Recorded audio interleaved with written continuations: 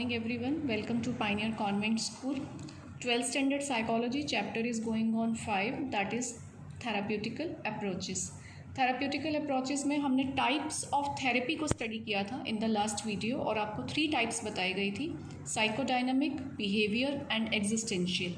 Psychodynamic इस year आपके syllabus में नहीं आएगी तो अभी हम उसको डिस्कस नहीं कर रहे हैं, हम स्टार्ट कर रहे हैं बिहेवियर थेरेपी के साथ. ओके तो जब साइकोलॉजी स्टार्ट हुई, जब साइकोलॉजिकल थेरेपीज ट्रीटमेंट स्टार्ट हुए, सबसे पहले एग्जिस्टेंस में आई थी साइकोडायनामिक थेरेपीज.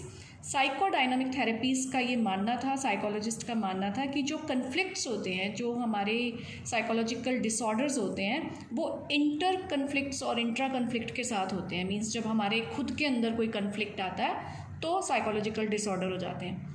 लेकिन उसके बाद कुछ और साइकोलॉजिस्ट एग्जिस्टेंस में आए और उन्होंने कहा कि इंट्रा कन्फ्लिक्ट के साथ साथ कुछ हमारे बिहेवियर और लर्निंग पैटर्न में फॉल्ट होते हैं जो कि हमारे डिस्ट्रेस का, हमारे साइकोलॉजिकल डिसऑर्डर का रीज़न बन जाते हैं.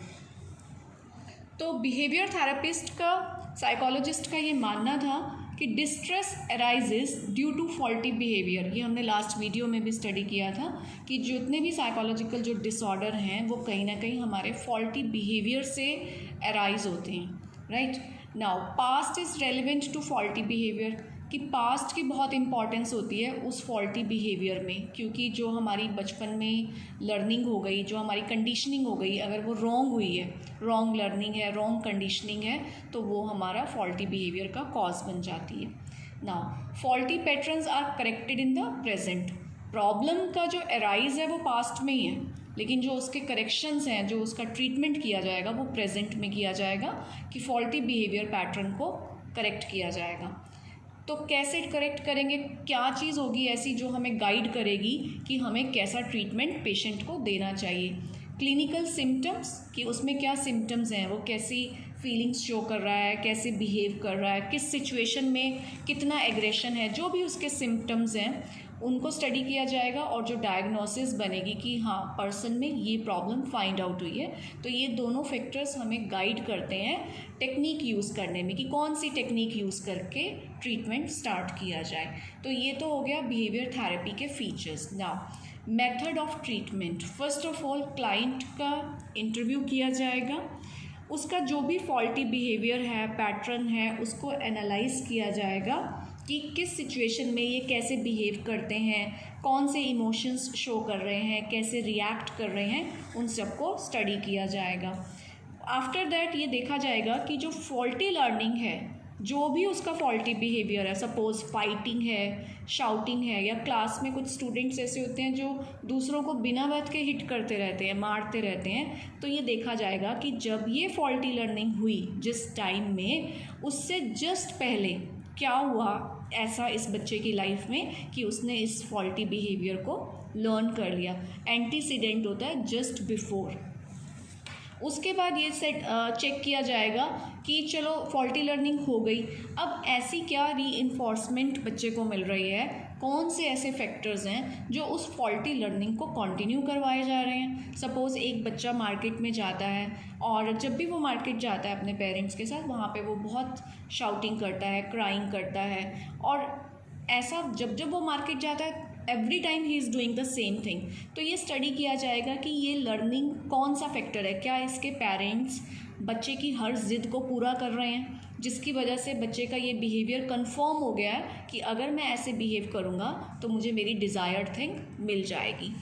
मेल फंक्शनिंग बिहेवियर, ऐसा कौन सा बिहेवियर है जो डिस्ट्रेस कॉज कर रहा है. सपोज़ कोई पर्सन है, उसमें बहुत एंगर है, एग्रेशन है, तो वो सिर्फ दूसरों को प्रॉब्लम और डिस्ट्रेस कॉज नहीं करेगा, वो जब वैसा बिहेव करता है तो सबसे पहले वो खुद को भी डिस्ट्रेस कॉज करता है.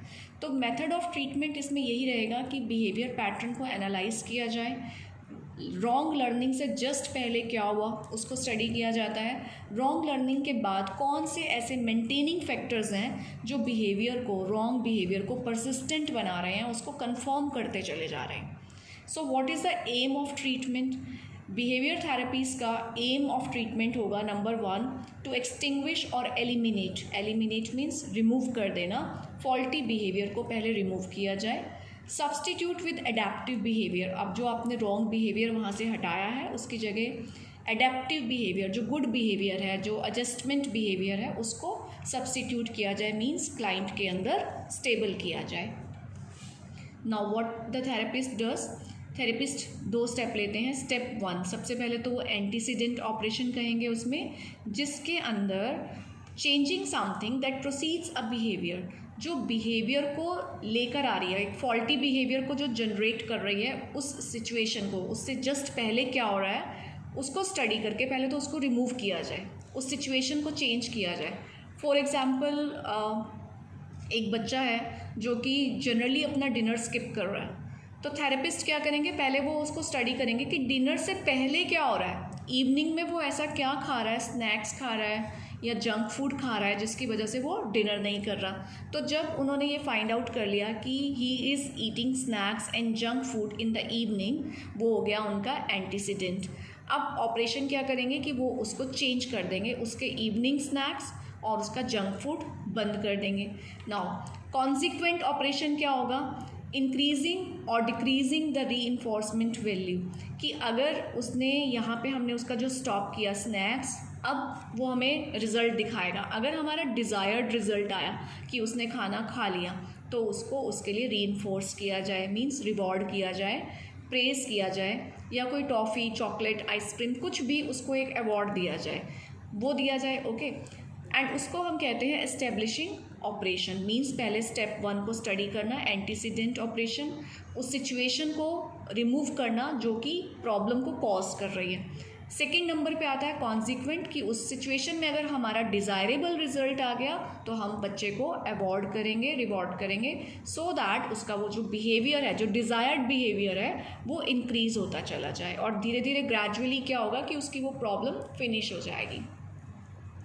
तो ये एक इक्वेशन के थ्रू एक्सप्लेन किया गया है कि एंटीसीडेंट ऑपरेशन पहले लगाया जाता है, बिहेवियर में अगर चेंज आ गया तो कॉन्सिक्वेंट ऑपरेशन लगाया जाएगा। इसमें थेरेपिस्ट ये भी देखते हैं कि अगर फिर भी बिहेवियर में चेंज नहीं आया, हमें वो डिज़ायर्ड रिज़ल्ट नहीं मिला जो हम चाहते हैं, तो वो वापस इस स्टेप में आते हैं कि शायद उन्होंने कोई रॉन्ग फैक्टर चूज़ कर लिया, उन्होंने कोई रॉन्ग फैक्टर रिमूव कर लिया, जबकि फैक्टर कोई और है, कि अगर बच्चे ने फिर भी खाना नहीं खाया तो उसको दूसरे फैक्टर पे वर्क करना पड़ेगा और ये ऑपरेशन फिर से स्टार्ट हो जाएगा। अब जब पेशेंट की प्रॉब्लम समझ में आ गई, तो हर पेशेंट को सेम टेक्निक नहीं दी जा सकती, तो यहाँ पे बहुत सारी बिहेवियरल टेक्निक्स लिखी गई हैं जिससे कि पेशेंट को ट्रीटमेंट दिया जाता है। और जो उसका अराउजल लेवल है, अराउजल लेवल का मतलब होता है जिसकी वजह से वो फॉल्टी बिहेवियर शो कर रहा है, उस सारे अराउजल बिहेवियर को रिड्यूस करने के लिए बहुत सारी यहाँ पे टेक्निक्स बताई गई हैं। That is negative reinforcement, aversive reinforcement, then positive, token economy, differential, systematic and all. तो इन सारी टेक्निक्स को डिटेल में स्टडी करते हैं हम। नेक्स्ट, सबसे पहले नेगेटिव रीइंफोर्समेंट, कि if the response is undesired, कि हमें जो रिस्पॉन्स मिल रहा है वो अनडिज़ायर्ड है, हमें हमारा डिज़ायर्ड रिस्पॉन्स नहीं है, तो जो उसका आउटकम होगा वो पेनफुल होगा। यहाँ पे पेनफुल का मतलब ये नहीं है कि उसको टॉर्चर किया जाएगा या उसको मारा जाएगा, ये होगा कि सपोज़ कोई बच्चा है, अगर वो गुड हैंड राइटिंग में वर्क नहीं कर रहा, तो उसको ये किया जा सकता है कि पूरी क्लास स्पोर्ट्स लेक्चर में जाएगी लेकिन वो बच्चा स्पोर्ट्स लेक्चर में नहीं जाएगा। तो बच्चे को अब ये समझ आएगा कि अगर मेरा रिस्पॉन्स बैड है राइटिंग में या होमवर्क में, तो मैं स्पोर्ट्स लेक्चर में नहीं जाऊँगा, and this situation is painful for him. Next, aversive reinforcement थोड़ा सा हायर फॉर्म हो जाता है नेगेटिव रीइंफोर्समेंट का, जो पनिशमेंट वे में आ जाता है, जैसे कि repeated association of an undesired response with an aversive consequence, कि जब जब बच्चा अनडिज़ायर्ड रिस्पॉन्स देगा या कोई क्लाइंट अनडिज़ायर्ड रिस्पॉन्स करेगा, जब भी करेगा, तो रिपीटेड उसको एक एवर्सिव कॉन्सिक्वेंस मिलेगा। रिपीटेड मीन्स लगातार उसको वो एक एवर्सिव कॉन्सिक्वेंस मीन्स नेगेटिव रीइंफोर्समेंट मिलेगा। फॉर एग्जाम्पल, आपकी बुक में जो एग्जाम्पल है कि अगर कोई स्मोकर है, वो स्मोकिंग नहीं छोड़ पा रहा है, तो जब जब वो स्मोक करेगा उसको एक माइल्ड शॉक दिया जाएगा, तो धीरे धीरे उसके माइंड में वो पैटर्न फिक्स हो जाएगा और वो पेनफुल होगा शॉक, तो धीरे धीरे वो उसको अपने अनडिज़ायर्ड बिहेवियर को छोड़ देगा। कभी भी ऐसा नहीं होगा कि हमने एक दिन नेगेटिव रीइंफोर्समेंट दिया या हमने एक दिन एवर्सिव रीइंफोर्समेंट दिया और क्लाइंट अगले दिन से ही हमें डिज़ायर्ड बिहेवियर देने लग जाए। This process takes time. Next है पॉजिटिव रीइंफोर्समेंट, जिसे सबसे ज़्यादा वेटेज मिलती है और अच्छा माना जाता है कि if the response is desired, अगर क्लाइंट हमें डिज़ायर्ड रिस्पॉन्स दे दे जो कि हमने अपना टारगेट सेट किया था, तो उसको कुछ ना कुछ रिवॉर्ड मिलना चाहिए जिससे कि वो एनकरेज हो जाए उस डिज़ायर्ड बिहेवियर को बार बार शो करने में और अनडिज़ायर्ड बिहेवियर को भूल जाने में। नेक्स्ट एक टेक्निक होती है डिफरेंशियल रीइंफोर्समेंट, जिसमें कि क्या होता है कि रीइंफोर्समेंट के जो ये वेज बताए हैं इनको मिक्स किया जाता है।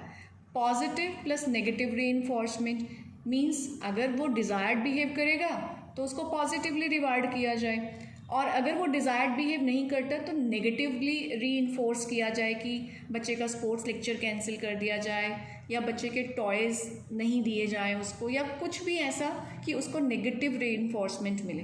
नेगेटिव रीइंफोर्समेंट का meaning all the time punishment नहीं होता है।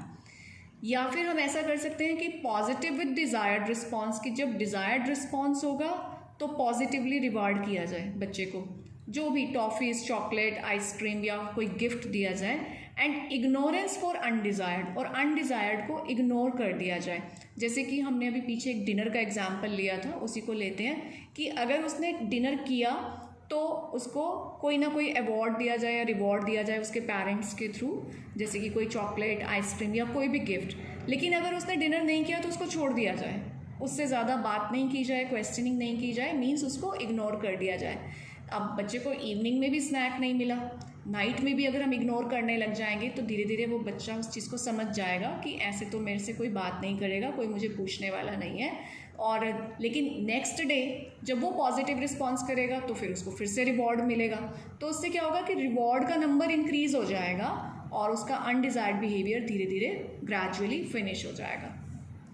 Token economy is the same thing, कि अगर कोई बहुत अच्छा काम करता है तो उसको कोई टोकन इकोनॉमी मीन्स कोई गिफ्ट दे दिया जाए उसकी एज के अकॉर्डिंग। अगर छोटा बच्चा है तो टॉय दे दिया जाए, कोई उससे बड़ा बच्चा है तो कोई उसको बहुत अच्छी स्टोरी बुक दी जा सकती है। और अगर कोई बच्चा मतलब 12th ग्रेड या ग्रेजुएशन लेवल का क्लाइंट है तो उसको मोबाइल प्रॉमिस किया जा सकता है, जो कि आजकल के बच्चों की चॉइस है कि अगर तुम इतने मार्क्स लेकर आओगे, अगर तुम घर में सबको पॉजिटिवली एडजस्ट करोगे, रिगार्ड करोगे, रिस्पेक्ट करोगे, तो in that way positive token economy gift can be given.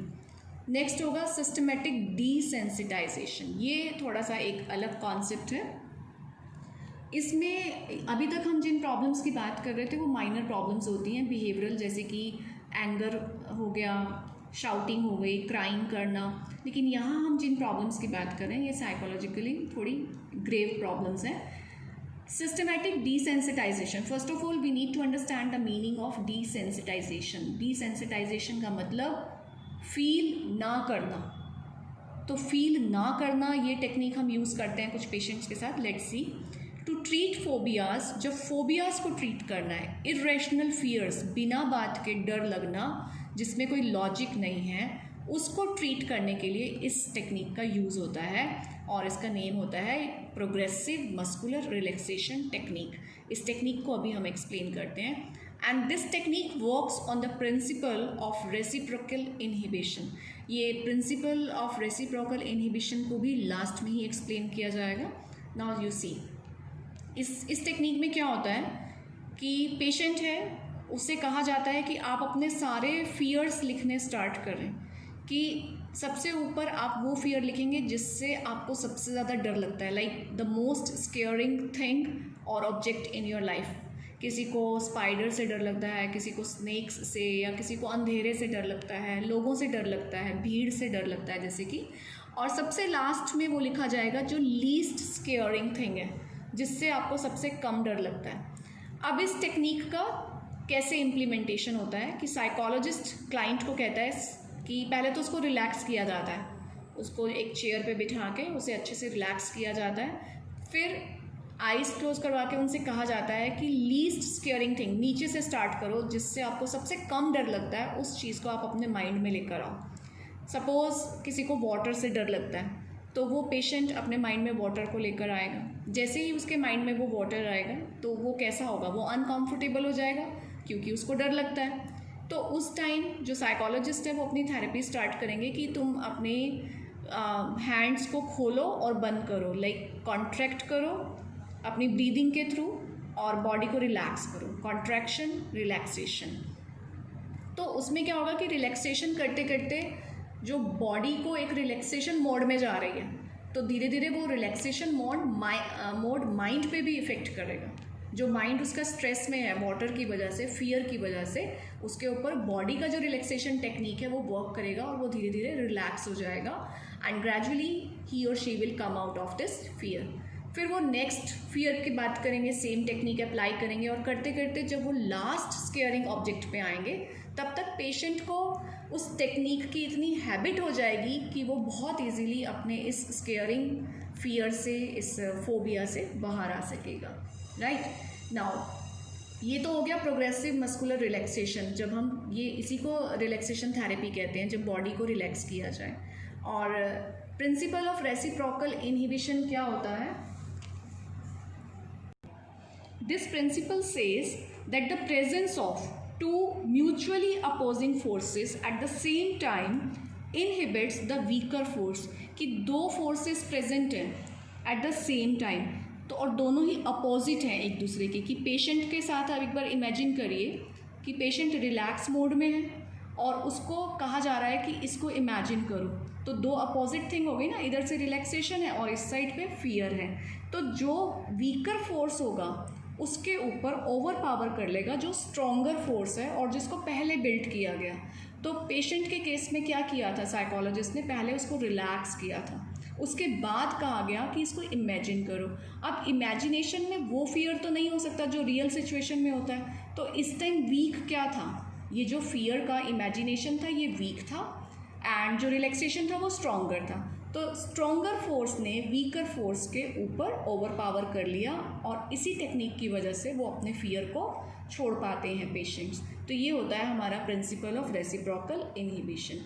Last है हमारा टेक्निक मॉडलिंग, जिसमें कहा जाता है वाइकेरियस लर्निंग बाय ऑब्जर्वेशन। मान लो कि कोई पर्सन है और वो बहुत एग्रेसिव इन नेचर है, तो उसको ये कहा जाता है कि अपनी फैमिली में, अपने सराउंडिंग में, अपने सर्कल में कोई एक ऐसा पर्सन देखो जो बहुत कूल है, जिसमें एग्रेशन नहीं है और जो बहुत जल्दी प्रोवोक नहीं होता सिचुएशन आने के बाद भी, जो कूल एंड काम रहता है, एक ऐसा पर्सन सर्च करो एंड फिर उसे अपना एक रोल मॉडल बना लो और उसको फॉलो करो एंड धीरे धीरे आप अपने एग्रेशन से बाहर आ जाएंगे। और जब भी उसके बिहेवियर में स्मॉल चेंज आए, अब ये कैसे ऑब्जर्व होगा? मीन्स सिचुएशन आई और उस क्लाइंट ने एग्रेशन पे कुछ कंट्रोल किया, 100% कंट्रोल एक ही दिन में नहीं हो जाएगा, उसने कुछ कंट्रोल किया, तो उसको रिवॉर्ड मिलना चाहिए and this reward, this reinforcement encourages the behaviour. तो ये सारी बिहेवियरल हमारी टेक्निक्स हैं जिसके थ्रू बिहेवियर थेरेपीज दी जाती हैं और सभी पेशेंट को सेम टेक्निक या सेम थेरेपी नहीं दी जाती, according to their problem and according to the depth of the problem, कि कितनी प्रॉब्लम है, कितनी ग्रेव है, उसके अकॉर्डिंग ये सारी टेक्निक्स दी जाती हैं and behaviour therapy is quite good to treat the patients like this. So in the next video we will be studying existential therapies. Till then, have a good day.